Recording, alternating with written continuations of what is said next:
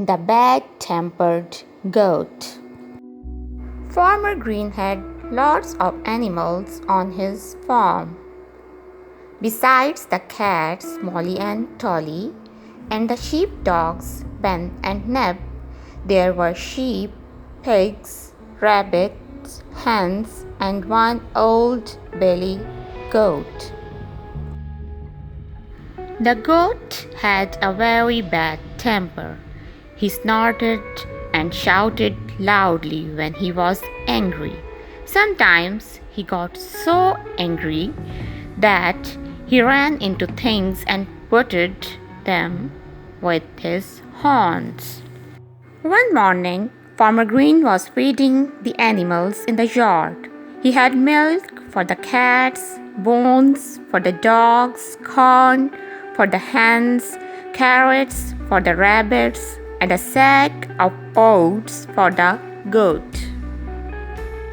"Good morning," called Farmer Green as he tipped the sack into the bucket in the goat's shed.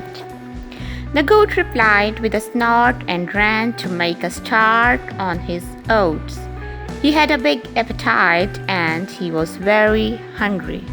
Suddenly, a cheeky little robin swooped down and snatched up some of the oats. Then she fluttered up into an oak tree and sat down to finish up the oats.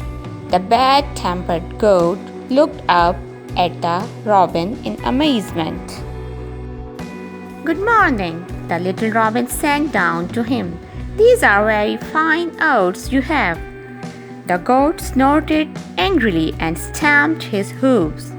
Then he shook his head in disgust and bent down to have some oats. When she had finished her oats, the cheeky little robin came down from the tree for more.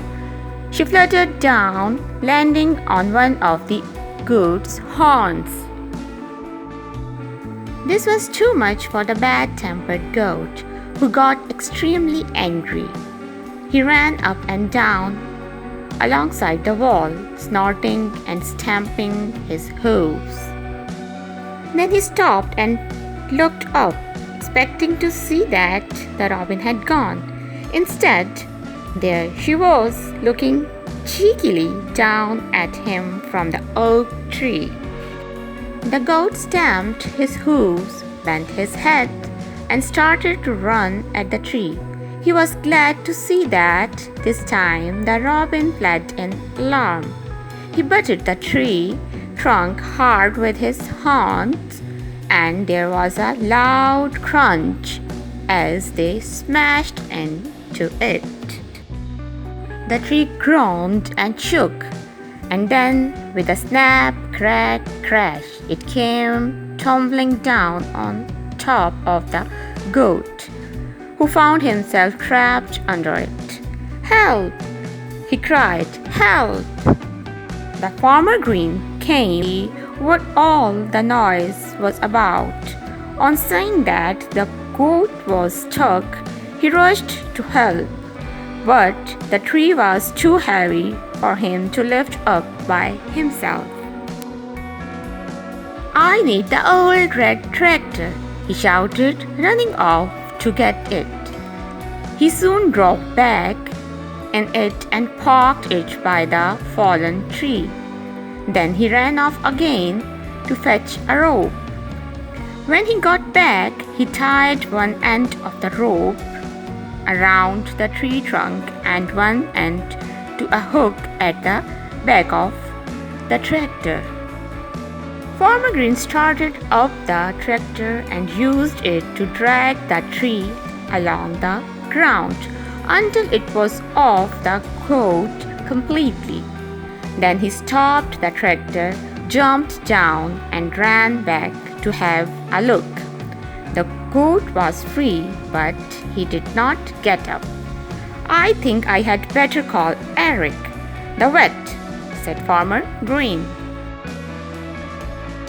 When Eric arrived, he felt the goat's leg and ribs up and down. Then he and Farmer Green helped the goat to stand up. The goat was feeling a bit silly and he waited while Eric checked him more time without stamping, snorting, or shouting.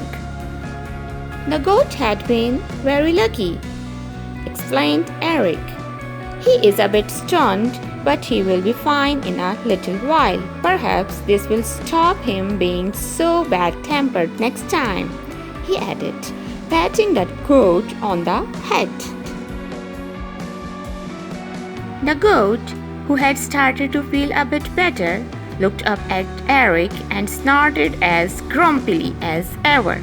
Eric looked at Farmer Green and broke into a grin. Then again, perhaps not, he said. Farmer Green just shook his head and smiled.